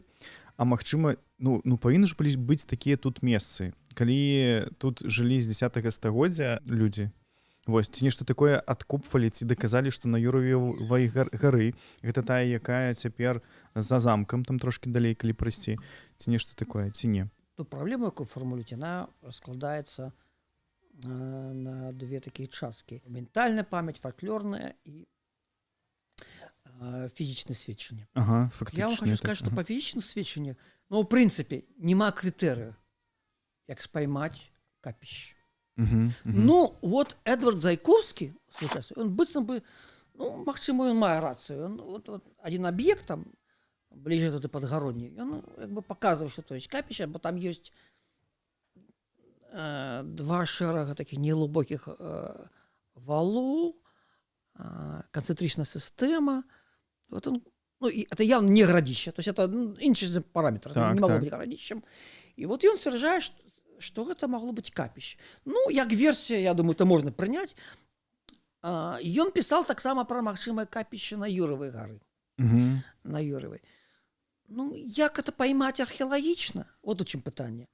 Мы знайшлі там, ну, падмурак ці падмуркавую пліту. Там ёсць рошчына. Там былі артефакты перыяду сінхроннага замку. то бок 14-15 стагоддзя. Вось. Вот якраз спадарня Лена, вот уладальніца этой шыкоўнай кавярні, была ініцыятаркам гэтага працэса даследавання і адбудовы. То бок мы дапусцілі, што там мог быць назіральны пункт, такі вежа дазорца. А што з паганскай традыцыі, ну ці з фальклорнай традыцыі? Ну, Плавскі. Чакайце, Дионисий ці Дементий? Дементий Плавскі. Это православный святар 19 стагоддзя, тут, Крэвскі. Ён был таким, ну, как бы мы сегодня назвали краезнавцем. Он записывал паданні, описывал колькі церкваў, где якая капліца, значит, вот, все імкнуўся так вот падрабязна зафіксаваць, нешта публікаваў, дарэчы. Вот. І ён напісаў такую реальную ситуацию для его, что вот на Юрья, значит, мясцовая крэвская моладзь збіралася на эту Юрову гору и там своими гульнями, забавами как бы святкавала этот день. Ну, то бок привязка, она есть. Причем, ну, зафиксована, скажем так, авторитетным автором. Потому что, ну, вот егоные нотатки, яны як бы праходзяць верыфікацыю. То, што он піша там на іншую тэму, там пра церквы, пра капліцы, якія ёсць, ну, как бы все супадае. Да? Ось ён описывает эту традыцыю, значит, нейкім чынам Юрьева гора была павязана з такой, як бы, вот, фальклорнай традыцыяй. Але то, што мы там знайшлі, археалагічна, оно не можа сведчыць пра капішча, тым больш мы не ведаем вот крытэрый капища, археалагічная, маю на ўвазе. Гарадзішча мы ведаем селішча, што такое. Што такое каменныя могільнікі яцвяжскіх? Мы знайшлі некалькі десяткаў насыпаў. Тут яцвяжскіх. Это просто как бы... Ну, я просто еще... Да, ну, да. Слушайте, то есть просто это феноменальный тот объект. Вот. А что такое капище археологично? Ну, мы не ведаем. Вот что такое как бы там старожитный египетский храм, мы можем сказать, да? Римский храм, святилище. Ну, а вот такие капища, они же древляные все были, разумеете. Ну, древо так само археологично, оно как бы прочитывается, там поглубление, это все можно знайти. Но то, что мы нашли, я меркую, что мы нашли подмурковую плиту под некую конструкцию, якую мы можем интерпретовать як вежа дозорца. Добра, але я зноў вось цяпер узгадаю тое, што вы сказалі, што вы адшукалі на месцы вось гэтага пажара на гарадзішчы. І вы сказалі, літаральна цытую, што была знойдзена ахвяра, але ці пабудаўнічая ахвяра. А чаму вы не думаеце, што гэта магло быць нейкае капішча, дзе былі вось ахвяры, вось такім чынам зроблены? Ну, таму што там утилитаризм присутнічае. То есть это была печка. Разумеете, она просто выдатна читается таким вот, четырехкутник, обкладка драўляная, а внутри круглая. Ага, так, зразумеў. Вось.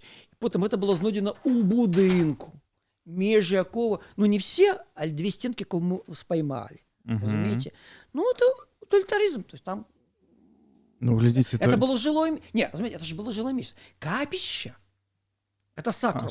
Оно не на месцы там, где вы живете. Все, это так, повинна быть особная простора. То же самое, как и могилки.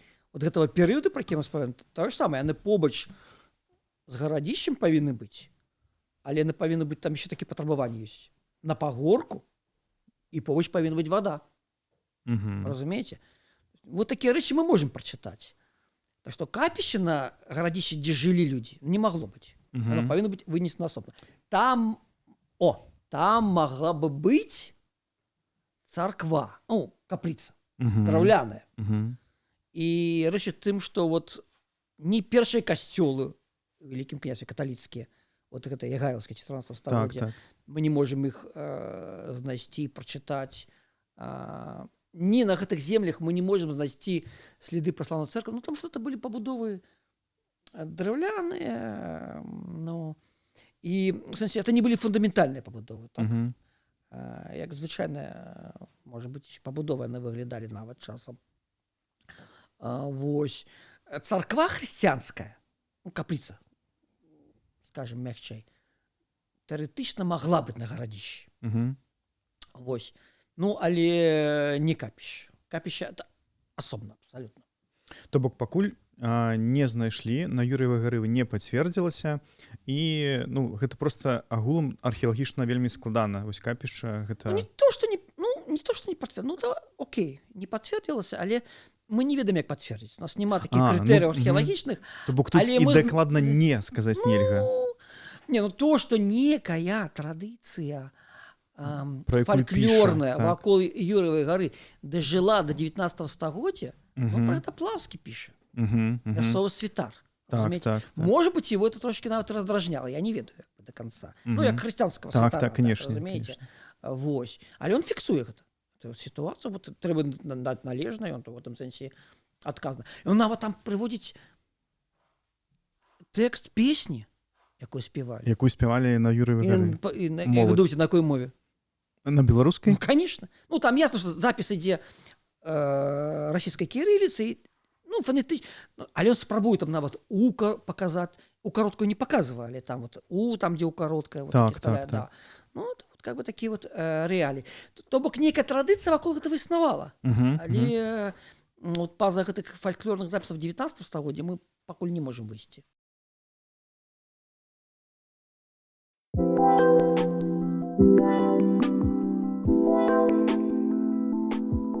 Калі мы ўжо пачалі казаць пра якраз такі пра капішча і вы трошкі пачалі самі распавядаць пра касцёлы і цэрквы, што можна сказаць вось у гэтым мястэчку, вось якраз ёсць жа нейкія сведчанні пра тое, што колькі тут было гэтых цэркваў, колькі было касцёлаў і якраз такі калі казаць, што колькі там усяго было, лічылася, Ягайло прынёс 7 касцёлаў збудаваных. Будаваў 7. 7. І таму, дарэчы, за гэтую лічбу зачепіліся іншыя даследчыкі, потому что 7 такая лічба сакральная. Маўляў, што гэтыя звесткі, гэтыя у Длугаша, такі міфалагічныя.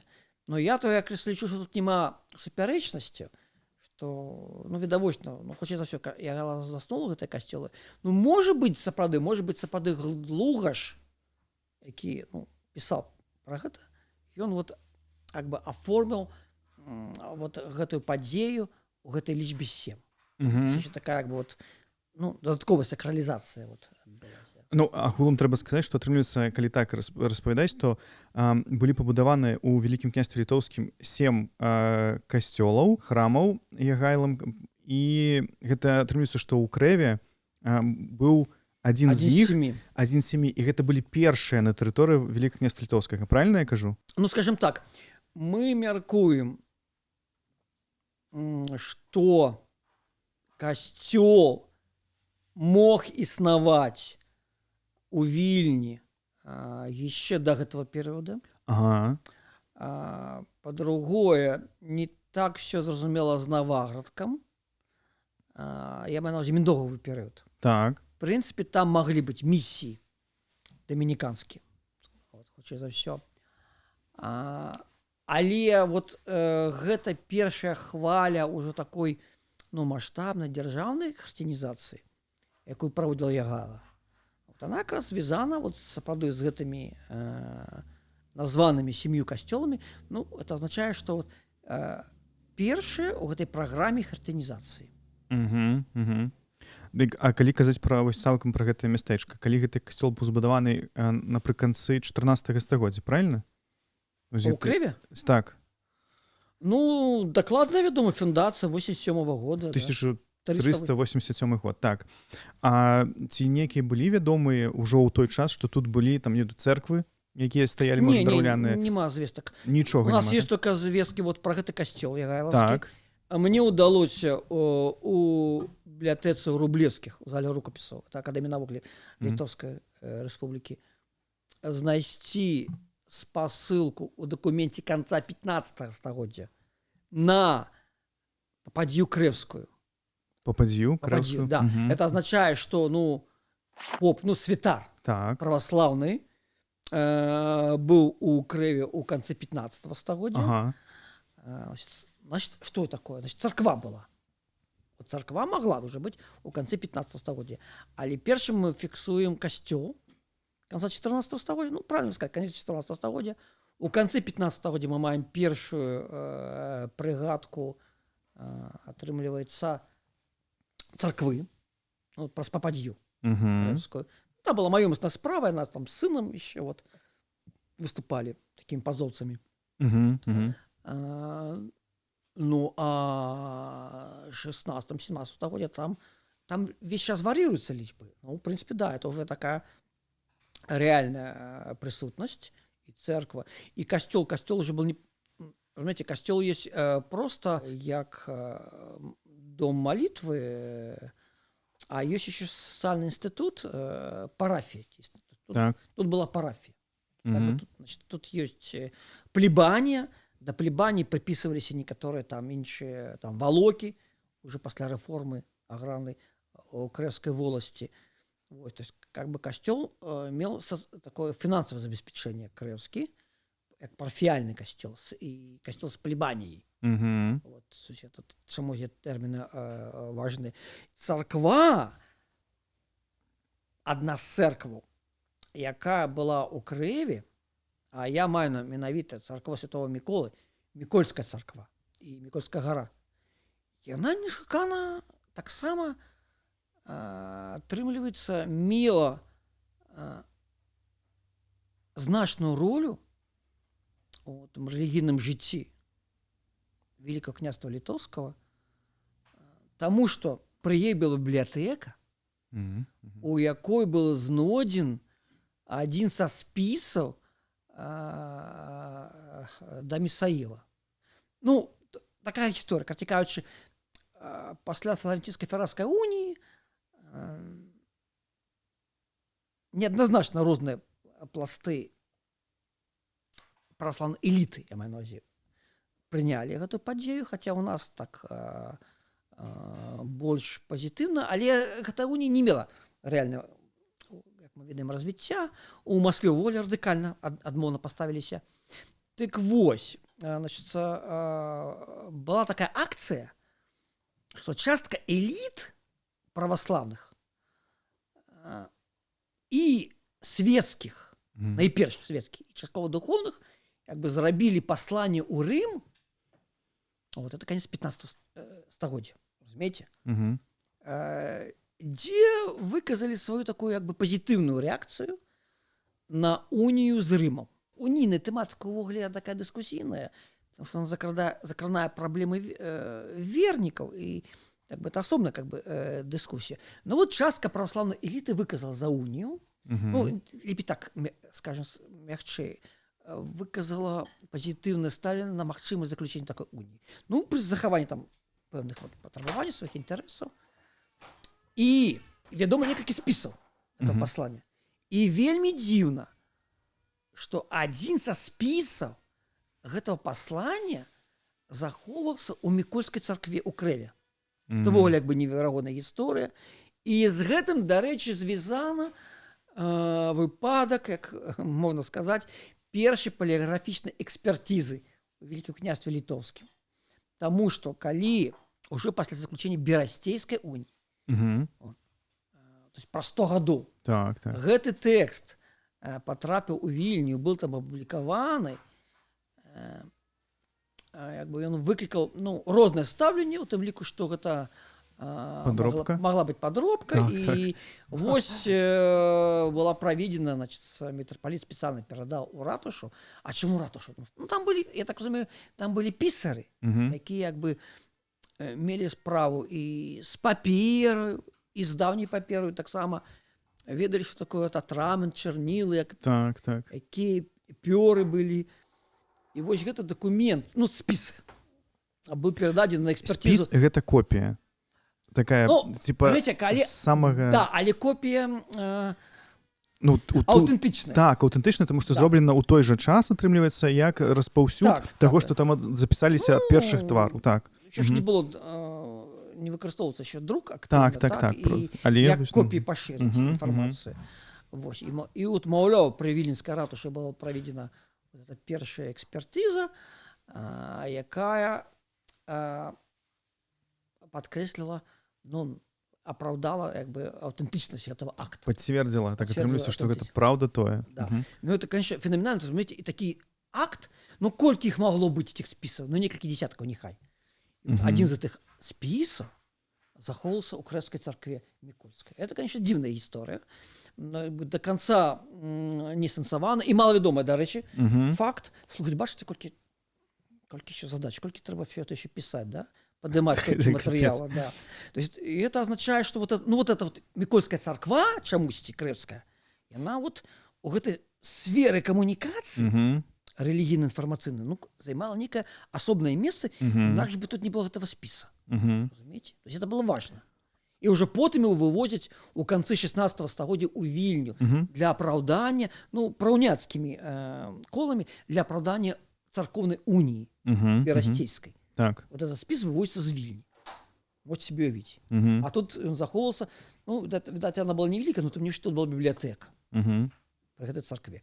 Это выпадок абсолютно такие, ну, редкий. Я не скажу, что там что абсолютно уже уникальное, но это редкий выпадок, и, бачите, он еще потребует некого такого своего особенного асэнсавання. Добра, Мікольскую царкву ведаеце, дзе яна? Мы ее раскапывали. То бок дакладна вядома, што гэта менавіта гэтая царква. Ведаеце, што это была дрэнная царква, мы мяркуем, што это был такі, яна мела такі баракальны выгляд уже на 17 стагоддзя.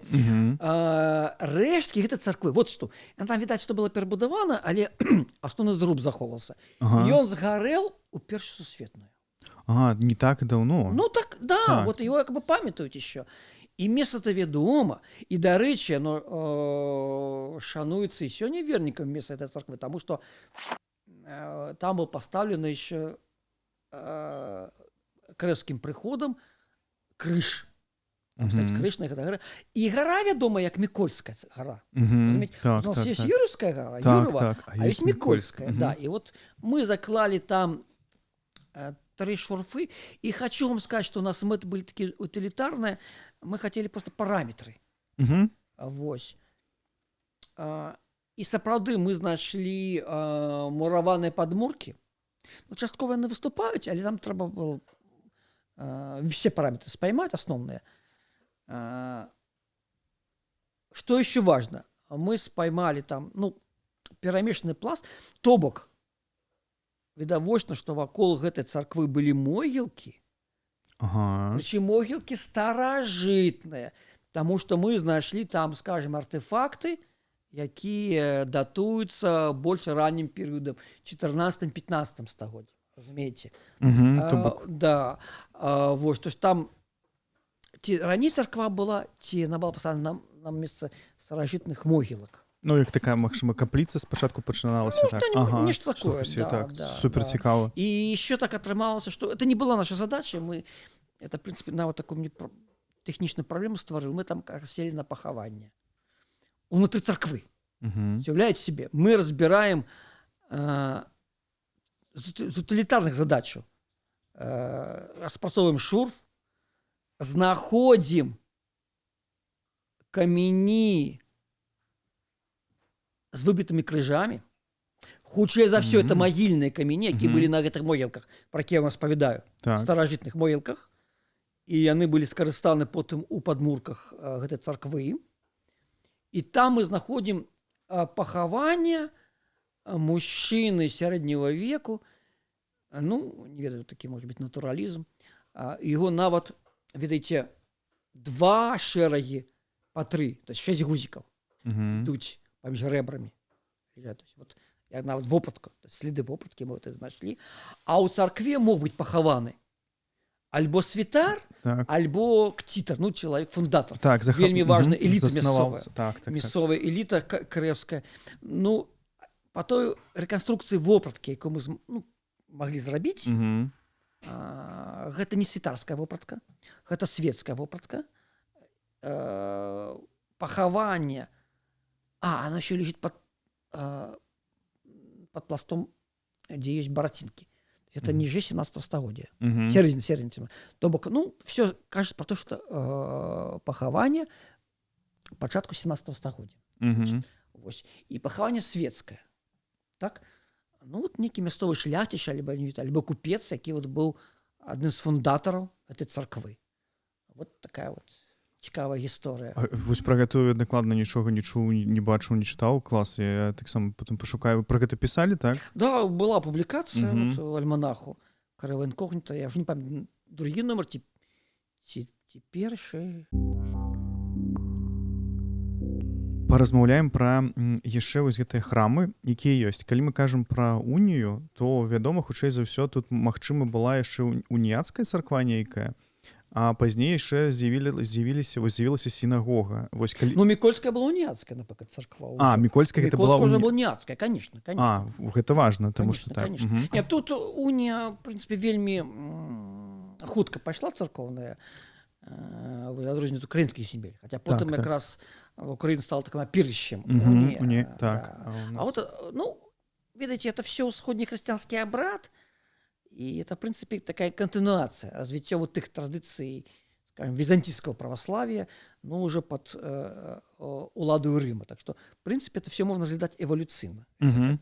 Один процесс. У 18-м был резкий злом, вот, ну, со спробой латинизации унии. Это кличка іншая история. А потом ее почали забороняти. Ну, от так, ну, інші теми, правда, ми про це не говоримо. А вось тады, калі гэта была уніяцкая, а пра праваслаўную царкву распавядзіце, дзе тут яны былі, ці былі наогул, колькі іх было? Не, ну, слухайте, так уніяцкая — это то, что было некогда православным. Так. То есть вот та Попадья Кревская, ну, конечно, это жонка святара православного кревского приходу. Потому что Попадья, ну, поп, это не просто святар, это вот конкретно як в католицкой, то есть так само католицкая традиция, скажем, пробощ, вот так вот мається на увазі этот поп, святар православный. Так, то есть тут была и католицкая парафия, и православный приход, вот эти две парафии. Ну, на 17 стагоддзя нафіксуецца уже як уніяцкая. И вот все церкви, які потом были, это уніяцкие. До 19 стагоддзя, до момента адмены унии. То есть это было греко-католицкое, уніяцкое насельніцтва пераважна. Плюс рыма-католицкое, плюс татарское. А ці быў тут мячэт тады? У самім Крэва не было. Тут что можно сказать? Вакол Крэва ёсць два вельмі важных мізары. Гэта мусульманскія могілкі, ластаі і даўбучкі. Я мяркую, што пры замке нават была татарская служба. І вот эта вуліца, якая ідзе за замкам, яна мела назву старажытную татарская. Цяпер это Дзяржынскага, вот на Богдановском там вот выходзіць. І там падобна сапраўды было такое локальное поселение татар. Ну, татары, это, ведаеце, назва поздняя, 19 стагоддзя. Они называли себя, сама назва их, вот этого насельніцтва была литовские мусульмане. Литовские это 19 стагоддзя уже вот как пачынаецца процесс этнизации, и как бы пантюркизм з'яўляецца. Это вот іншая рэч. Сёння іх сама назва там беларускія татары, літоўскія татары, літаратуры беларуска-літоўскія татары, альбо літоўска-беларускія татары, самі за себе назвали літоўскія мусульмане. Тут было компактное место их расселения, але мізары былі вот два вельмі значных. На адным мізары у дабучках, дарэчы, быў вельмі вядомы такі слыны мечеть дабучкі. Это вот в дабучках как бы рештки этого мечету драўляного 18 стагоддзя, між іншым. І яны перанесены былі ў Строчыцы, і там вот такія як бы рэшткі засталіся. Магчыма, тут быў малельны дом мусульманскі, але невядомы мечет у Крэве. Ну, в принципе, ён не павінен быць у кожным паселішчы. Это уже, разумееце, сінагога іншая справа, потому что калі ёсць кагал, ну, ці наадварот, калі ёсць сінагога, ёсць кагал. То есть інстытут самакіравання, самаарганізацыі іудзейскага насельніцтва. Это па-іншаму. У татар там хутчэй, ну, у мусульман трошки іншае это все арганізоўвалася. Не абавязкова на кожным месцы павінен быў мечець, але ён павінен быў быць у этой акрузе.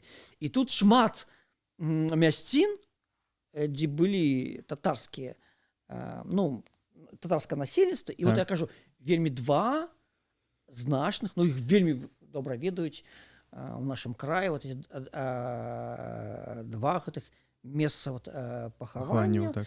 І пры тым, што вы ж маеце на увазе, што і ў ісламскай, і ў індзейскай традыцыі месца пахавання, як бы оно не з'яўляецца, ну як бы, як вам сказаць, это адрозненне просто ад хрысціянскай традыцыі. Не з'яўляецца сакральным такім ну, як бы настолькі... памінавеннем. Так. Это вот позднія, дарэчы, этнографы фіксуюць, як татарскае насельніцтва, вот нашы татары, яны пачынаюць там з'яўляцца нейкія элементы памінавення на могілках. Это, конечно, это абсолютно как бы не тая блізкоусходняя традыцыя. Это вот падуздзенне мясцовае. Это такія цікавыя мутацыі адбываюцца, трансфармацыі.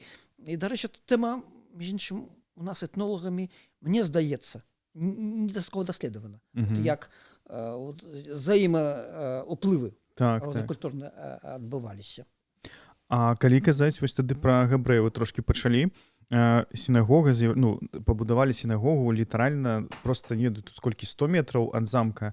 Цікавае месца выбрана, і калі гэта ўсё было зроблена, хто ім дазволіў так блізка? Ну, слухайте, вот у нас да калядаў выдавецтва «Беларуская навука» абяцае выдаць другі зборнік крэўскі, акадэмічны. Вот там першы стаіць. Мы ўжо здалі ў гэтым годзе, там такая доўгая праца ішла. І там будзе, дарэчы, добры артыкул Андрэя Шулаева, архітэктара, які аналізаваў менавіта архітэктурную, падкрэслю, гісторыю крэўскай сінагогі. Ён рабіў свае абмеры, там все аблазіў. Так вот, што вельмі важна. Ён знайшоў там старажытную частку, ну, 19 стагоддзя. В прынцыпе, гэта 40-е гады 19 стагоддзя. Потому што той будынак, які мы з вами сёння бачым, вот эти Моген-Довідап, да? Гэта міжваенны перыяд. То есть та сінагога старажытная крэўская, яна была разбудавана фактычна ў 3 разы павелічаная. Там ёсць частка сярэдзіны 19 стагоддзя, і вот гэта вот разбудавана, ее аднаўлялі пасля вайны, першай сусветнай маецца на увазе, потому што яна то феноменальная, яна як бы перажыла вайну, ну, был такім разборным стане, і, дарэчы, адзін з 3 аб'ектаў у Крэвах, хто перажыў вайну. Замак, царква Александра Невского і сінагога. Все, больш нішто у Крэве, уявляеце себе, вайну не перажыла, і это радыкальна адрознівае лёс Крэва ад еще одного местечка до Гальшанаў. Что у Гальшана вы приезжаете, вы бачите структуру местечка? Так. У Крэве она просто побурена вся. Разумеете, вот о чем штука. На вот межвоенный период до конца не обновил, хотя тут так само уже был гандлёвы рынковый пляц, уже был забудаваны, ну вот и он так само знік. А чему, вы пытаетесь, чему так побач з замком узнік сінагальны двор? Ну, тому что это самый центр местечка. Местечко увогуле, я так мяркую, з 15 стагоддзя, не адразу, не 14, з 15 стагоддзя местечка, як новы тып малой урбаністыкі, гандлёва-рамеснае паселішча, пачало развівацца вакол сенерыяльнай рэзідэнцыі, такі вельмі еўрапейскі шлях урбанізацыі. То бок, ну, знаете, я же вам казал, старажытная Крэва, вот там, где городище. Разумеете? Так. Замок будуюць не ў Крэве, 2 кілометры, так. Пад Крэва. Але тут узнікае гандлёва-рамеснае насельніцтва, цэнтр. Ну і гебрайскае насельніцтва, я так разумею, з 17 стагоддзя рэальна. Ну, мы не маем пісьмовых звестак, калі нам абацоўваецца, але як бы гісторыю мы можам ад 17 стагоддзя прасачыць і ведаючы сацыяльныя функцыі, вот это вот гандлёва-рамеснае нішу, якое займала гебрайскае насельніцтва, ясна, што оно павінна было мець свае рэпрэзентатыўныя будынкі каля рынкавага галоўнага пляца. Таму тут узнікае сінагальны двор, пры тым, што тут жа замак стаў, калі ён перастаў быць такой фартэцыяй, да, ён стаў проста цэнтрам палітычным, ну, лепей сказаць, адміністрацыйным і эканамічным староства крэўскага. І нават ёсць такія згадкі, што і ратуша драўляная знаходзілася на тэрыторыі замку, таму што это было староства. Это была не прыватная тэрыторыя. Якраз вот, да, іудзейскае насельніцтва магло тут якраз размесціць свой цэнтр, пры тым, што паглядзіце, это вельмі цікавая схема. Я її побачив, далі, ще одне містечко, вельмі пригожим, Ізабеліне. То есть христианские храмы выходят на сам пляц, а синагога, она прихована. Разумеете, она не выходит.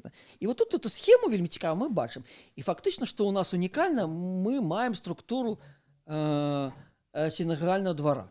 То есть у нас есть синагога, магчыма, у нас ёсць будынак хедера, но это так не до конца, але такая зальная прастора, она была перабудавана пасля вайны ўжо ў гандлёвую памяшканне. І магчыма, мы таксама маем мікву. Ну, вот, немагчыма, это уже пэўна ритуальная лазня, и это все захавалася. То есть в этом сэнсе уникально, хотя насельніцтва, конечно, уже не захавалася таго. Я вам так хочу сказать, я еще памятаю студэнта будынак аптэкі Рабінович. Причем таким итальянским типе, что першы паверх аптэка, а на другім ярусе было жытло. И вот галерея со двора драўляная, такая лесвіца вела асобна гэта жытло. Разумееце, так все выглядало вельмі цікава. Ну, это был драўляны будынак. И Рабінович ратавался, и он вернулся после войны, он прожил. И вот, слушайте, я ее еще памятаю студентом в конце 80-х. Самый конец, 89-й. И вот у меня приезжают 90-х, ее нема. Вот на этом месте теперь стоит Евроопт. Это крам. То есть ее просто вот разобрали. То бок Еўропа гэта не частка гэтага будынка, яе разабралі, а Еўропу збудавалі атрымаецца. Ну, Еўропа же там же. Так, раней там нейкую краму збудавалі. Там была аптэка. Аптэка. Я тлумачу. Там была аптэка Рабіновича, так. Где сегодня стоит Евроопт. Это был вельмі маляўнічы будынак. Вот мне его реально шкода. Ну, захоўваць драўляную спадчыну, это, ведаеце, это еще один выклік. У нас мы спрабуем, вот еще уратаваць. Ну, не то, что уратаваць и развивать, реконструировать мураванные побудовы, а с дрэвам у нас, конечно, еще слабо умеют працаваць, при том, что у нас колоссальная древляная спадчына, а с дрэвам можно працаваць, и я вам просто, не будем поглубляться, скажу приклад один, назову. Финляндия. Вот финны умеют, у них целые, умеют это захоўваць, у них целые древляные местечки, вельмі маляўнічыя. Вот, есть. Я думаю, что, в принципе, мы таксама вот недзе падыдзем до того, что пачнем зберагаць, ашаджаць драўляную спадчыну. Пакуль што ее ратуюць, звозячы ў строчцах, где она еще может там лежать как бы годами. Так, вось. А так, да, у нас знікаюць некаторыя цікавыя драўляныя пабудовы. Это такая серьезная проблема. Ну так, у нас атрымліваецца вось ёсць жа такі шэраг вядомыя гэта палескія драўляныя цэрквы, якія таксама шмат збудаваны, іх некалі там можа гадоў 20 таму ці 15 хацелі нават у спіс ЮНЕСКО ўнесці нейкім чынам, як захаваць. Але так, вось з таго часу просто шмат пагарэла і так не засталося, гэта праўда. Ну, канешне, круто было б захоўваць драўляныя. Можна на гэтым пакуль скончыць. Але у нас тады застанецца ўжо трэці выпуск. Я буду прасіць, каб з вами зрабіць пра вайну і міжваенны час ось крэва распавесці. А пра вайну якую? Першую? Пра першую, так, пра першую. Ну, конечно, першая вайна. І другая, ну, першая куды больш адбітак нанесла. Так. Хаця ў другую вайну, бачыце, знікла цалкам гебрайскае насельніцтва, но першую все былі выселены. Ну, вось пра тое, тут же сама цікавая гісторыя. Па-першае, што вы ўвесь час сутыкаецеся з гэтымі раскопкамі першай сусветнай, збольшага, і вось у замку... Ніводных раскопак няма без следов першай вайны. Вось. У крэве. Это што на замку, што на гарадзішчы, што вот на рынкавым пляцы. Это правда, я магу пацвердзіць. Это сюжэт пастаянны. Так што мы пра гэта тады некалі ў наступным годзе паразмаўляем, вось зробім такі трэці выпуск, завяршаючы пра крэва, там, каб вы яшчэ пра гэта распавялі. Так, мы дамовімся? Ну, дамовімся, калі так зоркі складуцца, так. І ўсё будзе удалым для нас і па графіку. Так. Я тому што тут амаль скончылі, я ж тут проста таксама выпісваў, тут... Вось, паводле вынікаў перапісу, у крэве было 217 двароў, 2 царквы, гэта 1897 год. Сінагога, вучэльня, школа, 2 крамы. Рэгулярна праводзілася 5 кірмашоў. Ну, то бок гэта 5 гэта на год, ну, гэта кожныя нават 2,5 месяцы, прыкладна так. Ну, у кожным квартале был свой, скажем, як мінімум, так. сезоне. Ну, і вядома, там наведвалі, крэва маляваў і Рушчыц, паставім фотку, Крэва маляваў, і Наполеон Орды таксама замак можна паглядзець, таксама паставім. Фотографаваў Ян Булгак. Фотаграфаваў Ян Булгак. Класіка фатаграфіі нашай, да. Вось, мы гэта таксама Краёвай. уставім. Але, ну і апошняе, можа, я не ведаю, ну вось апошняе, атрымліваецца, пра што цікава распавесці, мы проста знаходзімся ў сядзібе, якая называецца Ляліва, вось, і можа пра гэты герб трошкі хаця б распавядзёце, ці трошкі ведаеце. Гэта такі цікавы герб, ён проста сустракаецца даволі часта у Беларусі, Польшчы, магчыма, там у іншых таксама краінах. Гэта такі паўмесяц, можна пабачыць на сінім фоне, а зверху, божа, мне вылецела з галавы. Зорка. Зорка, так, все проста. І ён, я чытаў, што больш за 800 радоў маюць гэты герб. Ну, то бок, гэта сапраўды вельмі распаўсюджанае. А чаму, з чым ён звязаны з Крэвам? Нема тлумачэння. Як бы мы спрабавалі знайсці, чаму менавіта гэты герб быў нададзены Крэву. На самой справе, ну... То бок гэта таксама такі тэрэн інкогніта. Не, ну нема, да, нема.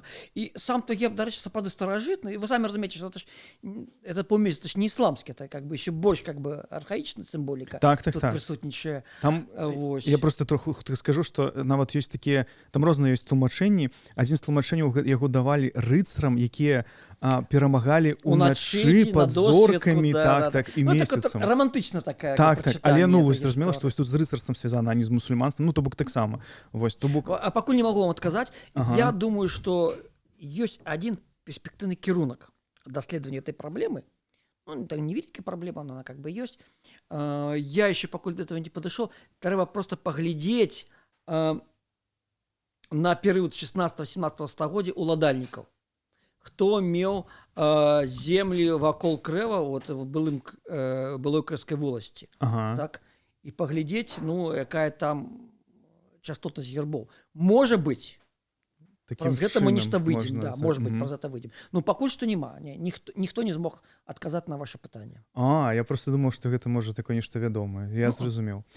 Еще одна загадка. Так, ну слухайце, не, насамрэч гэта, я не ведаю, нейкі Крэва, ну, магчыма, вы просто так вельмі добра распавядаеце пра гэта ўсё, і падаецца, што ну гэта супер унікальнае месца, дзе мільён гісторый, пра якія можна распавядаць увесь час. Вось. Але я ўсё ж спадзяюся, што гэта ж сапраўды так і ёсць, правда?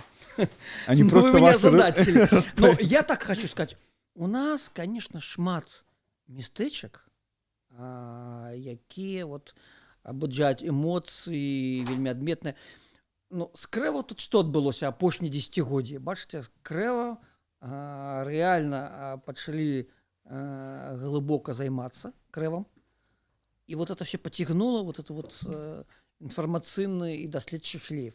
То есть мы напрацавалі вельмі серьезную базу навуковую по Крэве, так? И мы можем про это разговаривать. Але я з вами пагаджуся, Максим, и, видать, я не до конца маю рацию, потому что все-таки ты сюжеты, якія я вам агучывал, и про усходнюю Литву, Лиможской эмаль. Я стою в музее Клюни и бачу полоску, только не полоску, а целую обкладку с Крэва. Разумеете, за витриною и в фондах этого музея. Сапраўды, есть некие такие эксклюзивные информационные каналы, якія, ну, все-таки, да, могут сказать нам, что Крэва мае некую такую все-таки адметную свою историю. В любом падку это не шараговое местечко. Дзякуй вялікі ўсім, хто паслухаў. Дзякуй вам, што пагадзіліся зноў з намі паразмаўляць. Дзякуй усім, хто падпісаны. Падпісвайцеся яшчэ. У нас ёсць Patreon, вы можете нас падтрымаць. І я думаю, што на гэтым выпуску ўжо вы пабачыце майкі, якія таксама вы зможаце набыць, калі схочаце нас падтрымаць. Усё, дзякуй вялікі. Дзякуй.